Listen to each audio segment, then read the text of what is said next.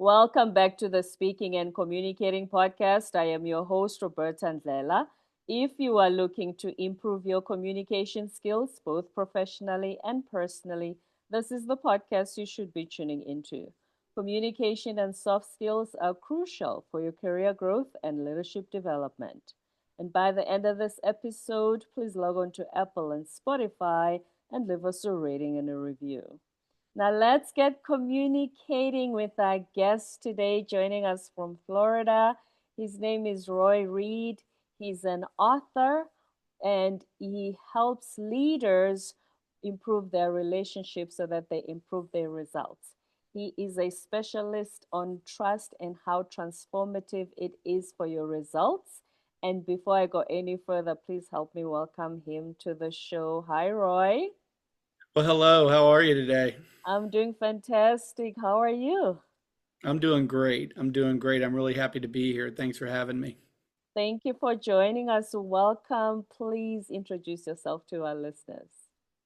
Absolutely. As you said, I'm Roy Reid. I have about 30 years experience in the communications, public relations, and marketing space. I've worked with a number of large Fortune 500 companies as a consultant when I was an agency partner at a public relations firm. I spent about 10 years of my work at Advent Health, which is a large nonprofit hospital system here in the US, where I was executive director of communications in my last role. And it was in that last role where I had brought a system for helping people build, cultivate, repair, and restore trust. I called the trust transformation. And partnering with them, we launched it as an employee training program in 2017. And I'd say up to this date, they've probably run 8,000 or more employees through the program. We saw significant results in how they were performing in their jobs, but also, and maybe more importantly, how it impacted them at home and in their personal relationships. And so my co-author of the program is also my co-author on the book that we went on to publish late last year called The Trust Transformation. And since then, I left Advent Health in 2022. I've been teaching, training, and working with leaders in a variety of different organizations, primarily coming in and working with a team, taking them through the program, which now I really focus on helping them understand that you want to embrace trust not as a fragile emotion, but as your leadership operating system. And it should, in any operating system like you have on your computer, your phone, it should be what runs in the background and informs the way you communicate and how you engage people. And when you do that, you get better results. What was the motivation behind focusing on trust when, there's so many leadership qualities we encourage leaders to Mm. develop? What is it that made you think, trust is the key here? Roberta, I was, as I mentioned before, a partner in a public relations firm, and I really wanted to find a way to help leaders understand that the outcome of any communication should be increasing trust, regardless of whether it's a simple email or some kind of an event or whatever the medium of communication is. People should trust you more when they get that. And I started to unpack it. And when you look at something like trust, which is this big sweeping idea that we talk about, you start to look at what are the little pieces to it? What actually makes it work? And so that led on a path to really unpacking a lot of details, doing a lot of research. I actually became obsessed on the idea and left the agency and went to work at the University of Central Florida's College of Business and used that as a laboratory, if you will, to really try this idea out and worked with a number of organizations, did it at the college, and started to see real impact for it. And so around 2015, I packaged it up as a team training program. And I worked with a couple of hospital leaders. I worked with a local nonprofit organization and really helped them implement it as an operating system. And then the outcome of the training is that they adopt a trust contract. And so when you think about your cultural construct, you have mission, vision, values, service standards, and the trust contract hangs alongside of those to really define how we're going to treat others, how we're going to focus on improving relationships, all on the foundation of trust. Hmm. And what were some of the results that were noticeable and you could look at the matrix and you go, ha, Mm, this is where we were when it comes to this outcome, and this is where we find ourselves now yep. after the trust training program. Yeah, I'll start at a macro level and talk at it really from an organizational standpoint. So I'd say one of the most impressive results that we saw was just 4 years ago. We went into a hospital that had the lowest scores in terms of patient satisfaction. They were in the lowest 5%. And even on some of the clinical outcomes, they were performing at about that same level. So for hospital-based infections, they were at the lowest 5%. We came in, took the leadership team through the training, and they adopted their trust contract and they implemented the system. 15 months later, I invited the CEO in to interview him and really talk about what were the measurable things that occurred during that process. There's a laundry list of things. So, retention improved, all the satisfaction scores, but for those two scores in particular, they moved from the lowest 5% in patient satisfaction upwards of 60%. So they got a multiple impact on that. More impressive and more important, if you will, for what hospitals do, they went from the lowest 5% to the top 80 to 90% on their hospital-based infections. And when Tim came to see me that day, they had gone 6 months with zero hospital-based infections. And I asked him, so how do you align this to the training, the operating system, and the contract? And his response was, when people trust each other, when it's evident that they trust each other, everything works better. And Mm. it works better because people feel safe. They feel safe to speak up when something's going wrong, that they're not going to be attacked or put down for their opinions, that there's a level of candor, a level of openness, and a level of honesty that is everyone's held accountable to at that point. When someone adopts a trust contract, one of the things we encourage them to do is put it somewhere where everyone sees it. So at the entrance of the hospital, this hangs up huge right there. And every leader signs it and every leader lives and abides by it. And when they do that, it works. Hmm.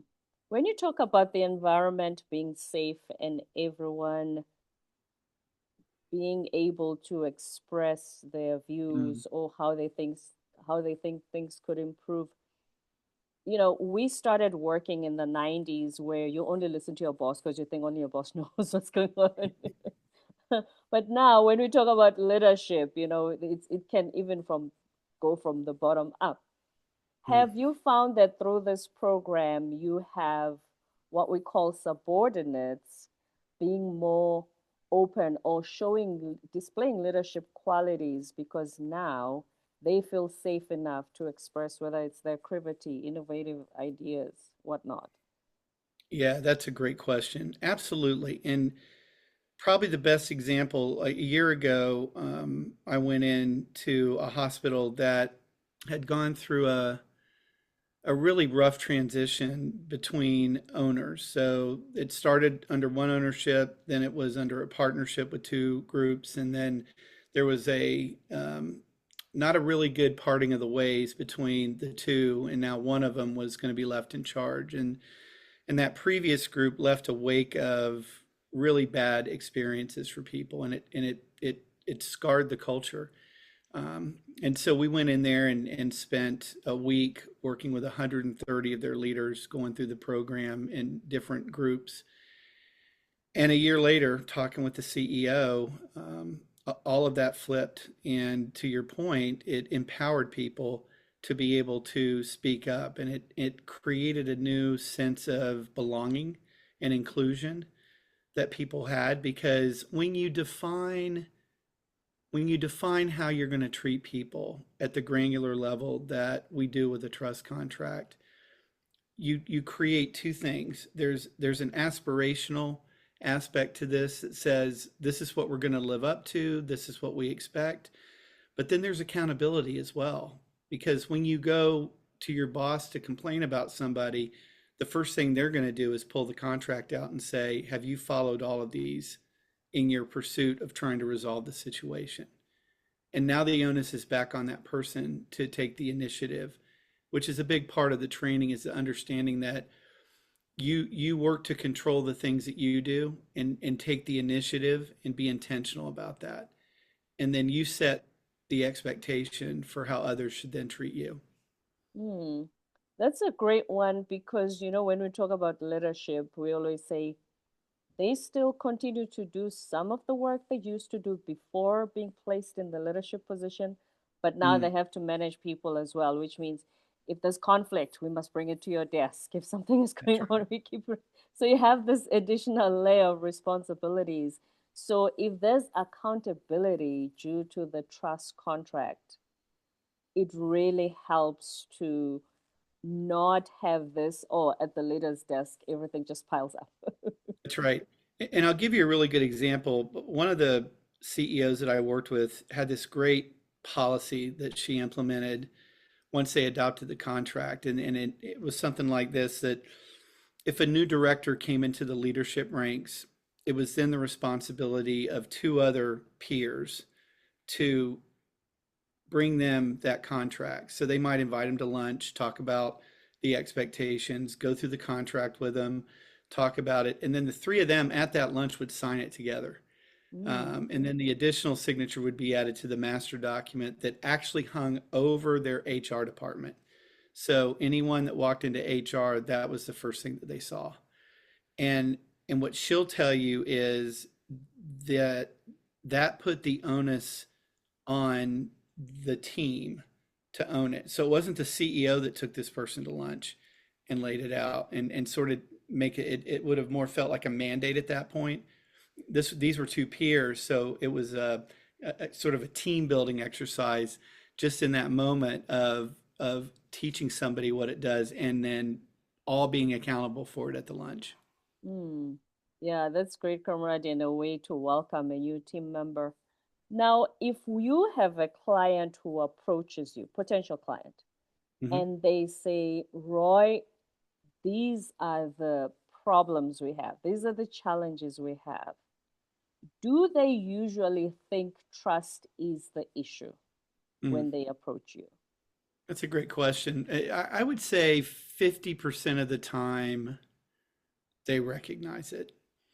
And the other 50%, it's usually they're struggling to figure it out and they can't put their finger out it. And quite frankly, that's the problem with trust, is it's been left to be one of those things like art. I know it when I see it Right. type thing, or like I said, hanging on like a fragile emotion. And it's been treated like a soft topic, not a hard topic of measure.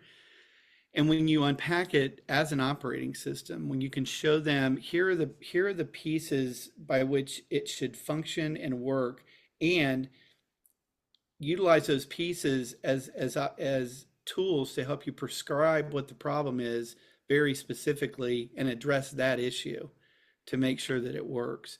Because you know, as anybody else would, that when it comes to communication, everybody's filters are different. And so I could break trust with you communicating with you the wrong way. And if I just see trust as that emotional state, I might just write it off into how you feel, and therefore I'm not responsible for it. But in the training, we're talking about a guiding principle that says you take responsibility for the relationship. So when it's gone wrong, you can't fix it and you can't make anyone do anything, but you can take actions that open the door, create the opportunity, set the stage, and then have the conversation. So my co-author has one of the best stories about this. And one of the things that we teach in the course is that you're always going to have four kinds of relationships. You're going to have your advocates that are your rock star fans that are there for you whenever you need them. You're going to have allies, people that tend to support you, and they're positive in terms of the level of trust you might have with them. There's going to be agnostics, which is the biggest group. These are people that don't know you, don't have anything to draw a conclusion on. They're sort of the blank slate and the great opportunity. And then you're going to have adversaries. You're going to have people in your life that you don't get along with, or trust has been broken with them, or there's just that grind or that friction that exists whenever you engage with them. And what O'Meara talks about, Dr. Mansfield, is a colleague that she had in one of her jobs, that every time they were in a meeting, they'd get in an argument. Every time they were trying to figure something out, they seemed to be at odds. And after she and I met, because I recruited her to be the co-author and trained her in the program. And I told her when I trained her, all of this is going to sound like common sense, but common sense isn't common practice. And it'll be a few weeks or maybe even a month before it really kicks in. And so I got a text one day and it just said, I get it. And when I called her and we started talking about it, she found herself in a meeting with this person. Things start to heat up. And she said, my first thought was, I just don't trust her. And she said, but the convicting thought that came back based on everything we talked about was, why doesn't she trust me? And what can I do to change that? And so she invited her to a conversation, and they started talking, and they figured out that they were both passionate about the same idea, but saw it from two very different points of view. And those points of view just prevented them from kind of getting in alignment. And once they started talking, once they started really engaging with each other, they became fast allies and then advocates for each other's causes. And what Dr. Mansfield would tell you if she was sitting here is, had it not been for that relationship, she would not have grown from the director of a hospital to the chief medical officer of that hospital, which is where she is today. And I say that because an operating system lets you prescribe based on your analysis and recognition, and then the action that you need to take. Right. And the operating system, because we talk about communication on the show. So the operating system, would you say that it then improves the way you package your communication? Absolutely. So a couple of things that lean into this. First and foremost is the set of guiding principles that first and foremost, you build trust from the inside out. So you hold yourself accountable to the higher standard before you can expect it from others. Second, as I mentioned before, is you take responsibility for your relationships. Again, you can't change people or make them do anything, but you can change the dynamic by being responsible for how you engage that relationship. The third one is that you communicate consistently. You keep your promises and communicate consistently. And it's in that second part that we focus a lot on communication, because you're going to fail at something. You're going to miss a deadline and you're going to let people down. But if you're actively communicating with them and engaging with them, you're going to be able to manage that expectation. And the last of them is that you're a good steward with the trust that you have. But even more granular on the communication side, we break trust. We say that there's 4 attributes for transformative trust: trustworthiness, authenticity, dependability, and influence. And when you think about particularly the first 2, trustworthiness is about how you trust yourself and earning the right to be trusted. So those are within that. There's characteristics like integrity, your attitude, your focus, your initiative, things like that. So even in those first 3, integrity, you keep your word, you do what you say, you do the right thing. Attitude, how you approach a conversation, says a lot about how people might want to trust you, because more than 75% of how people receive information from us comes from our tone of voice and our body language. That's right. Yes. A very Verbal is small about percentage. 7%. Yeah, a very Yeah. small percentage is the words. Mhm. And so that's part of the communication. And then the third element in trustworthiness is focus. And so focus is active listening. It's being engaged with that person. You're right here, right now, doing that. And then on the authentic relationship side, a couple of the ingredients there that really contribute to communication is clarity. You have clarity of the relationship and what you're trying to achieve together, and also presence. You're here, you're now, you're not distracted, you're engaged with that person. And then I'd say the third ingredient within authenticity that's important and really opens the communication conversation is respect. Knowing that in a authentic, real, and meaningful relationship, you can disagree, you can argue, you can fight, you can agree to disagree, but you have to make sure that you show respect in every engagement and interaction that you have. Hmm. Because you can say the exact same message, the way you communicate it, it will depend whether you say it respectfully and that's how it's going to be received, or Yes. you just blurt out and throw your kids out of the court, toys out of the court like a kid because, oh, I'm very frustrated right now. They're going to have to understand that, this is Yes. really, really aggravating me. So it's the way that you communicate, which then the tone, the respect, it will be received by the other party as well. Yeah, it has a lot to do with it. Hmm. And then talking about, you say that to be trusted is Mm. different from being trustworthy, which you just mentioned. How so? So trustworthy is you are worthy of trust. That means that you now have the opportunity to earn and be trusted. So trustworthiness has a lot more to do with what you do internally with yourself and the things that you subscribe to build your integrity, to keep your attitude in check, to be focused on the right things right now, to take that initiative. And when you do that, when you do all of those things and even keeping promises to yourself, to condition yourself to that. And when all of those things are in place, then you can be trusted. And so trustworthy is a quality that we have that says you can trust me. You can give me that gift of trust and I won't do anything wrong with it. And that creates the environment and the opportunity to do that. Is that what people mean when they say trust is earned? That means you have proven you can be trusted Hmm. by being trustworthy. That is There that. you go. Okay. You So said you said it better than I could. thank you, Roy. So you develop the trustworthiness as a quality, then people can trust you. Okay, we got You it. got it just right, just right.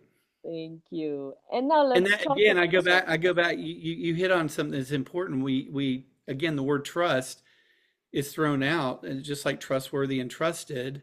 And so it's important to make sure that everybody understands all of the words and how and what they mean, right? Hmm. People ask me all the time, what's the biggest mistake leaders make when it comes to trust? And I tell them, assuming it. They assume it's there because they're a leader. Because I've been given this job and I have this title, you should trust me. And humans aren't wired like that. No, And so when especially you in this assume it, generation, no. that's right. That's right. When you assume it and then you go rolling in there and something goes wrong and you haven't earned trust, then you've squandered that time. Hmm. So leaders assume that the trust is automatically due to the position. Now, you say that you also improve, you help them improve their well-being Mm. due to this. Is the trust training program the tool that does that? It sure is. One of the things that we found during our research so just to go back to the sequence of events, Hmm. when I left the university with the model essentially, and was recruited to come work for Advent Health, I worked with their education and their publishing company, and then recruited Dr. Mansfield because our real goal was we want to improve people's performance, but we want to have an impact on their health and well-being. And so we unpacked a lot of studies that showed in a variety of different ways that when you improve the relationship, where trust is the really the active ingredient for that, you live longer. People that have high trust relationships in their marriage stay married longer. Companies that have high trust cultures perform 300% better than those who don't.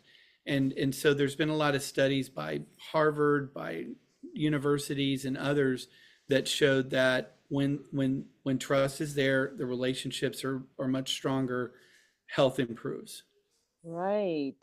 Speaking of personal relationships, have you found that if they sign the trust contract at work, do they then transfer all those qualities into their relationships at home? Has there been a correlation?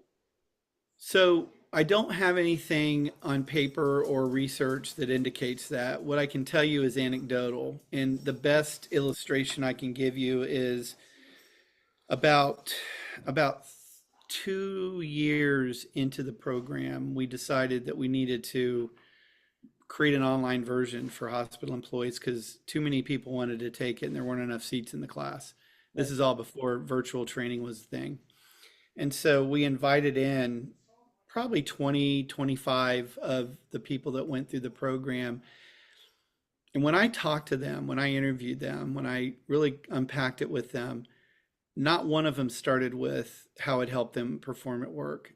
All of them started with how it helped them at home, Wow. how it changed the way they worked with their spouse, how it changed the time commitments they were making with their kids, how it impacted the priorities that they had at home. And that really warmed my heart because if you're not good at home, you're not good at work, and you might fake it for a while, but eventually that starts to eat away at you and can put you in a bad place. Absolutely, because the same person that you are at home is the one you take to work. Now, speaking of virtual training, you say that the remote hybrid environment, which has become so common due to COVID, has there been challenges when it comes to having trust because you are now not physically in each other's presence? Yes, yeah, absolutely. And I don't have a study to cite on that, but what I find when I work with teams is one of the first things that they'll bring up is the difficulty of really having that idea of presence I talked about earlier with other people, sitting face to face in the same room over a meal, cup of coffee, or just a desk, and be able to build that relationship. And so it becomes even more incumbent on us to prioritize relationship building in the week. So when you look at your calendar, most people will have all of the meetings and their deadlines and the things that they call important on the calendar. And I challenge them in the training to put time with two or three coworkers, schedule it, make sure it's on the calendar. Don't assume you're going to be able to stop by because you're only in the office 2 days a week or you don't have that time, but also with your family. I try to commit to having at least one meaningful conversation with each of my family members every day. Mm. I don't see them all at the same time. My kids are all adults or out doing their own thing.